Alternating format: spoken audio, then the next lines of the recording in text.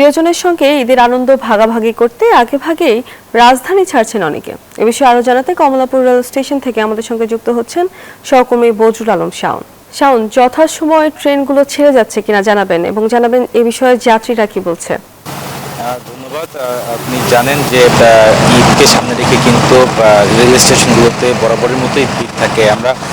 তবে এই বছর এখন পর্যন্ত সেই ধরনের ভিড় আমরা দেখতে পাইনি। তবে রেল কর্তৃপক্ষ বলছে যেহেতু সরকারি লম্বা ছুটি রয়েছে, এই কারণে আসলে মানুষ তাদের সময় মতো আসলে সুবিধাজনক সময় মতো তারা ঢাকা ত্যাগ করছেন, যেই কারণে কিন্তু বাড়তি যে চাপ পড়ে বরাবরের সময় মতো সেই চাপটি পড়ছে না রেল স্টেশনগুলোতে। পাশাপাশি অনলাইনে টিকিট ব্যবস্থা কারণেও কিন্তু আসলে এই যাত্রীদের যে বিগত সময়গুলোতে আমরা ভোগান্তি দেখেছি, রেল স্টেশনগুলোতে ঘন্টার পর ঘন্টা পড়ে থাকা, সেই ধরনের পরিস্থিতিতেও পড়তে হচ্ছে না। যার কারণে এক ধরনের ভোগান্তিমুক্ত ছাড়াই মানুষজন খুব ভালোভাবে ঢাকা ত্যাগ করতে পারছেন।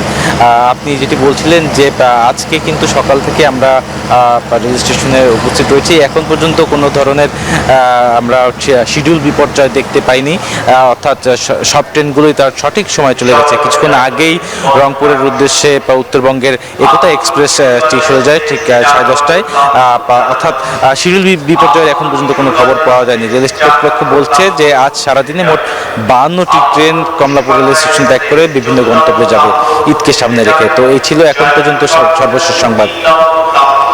ধন্যবাদ আপনাকে। বিকাশ পেমেন্টে 10,000 টাকার বেশি অফার, শপিং চলছে তো।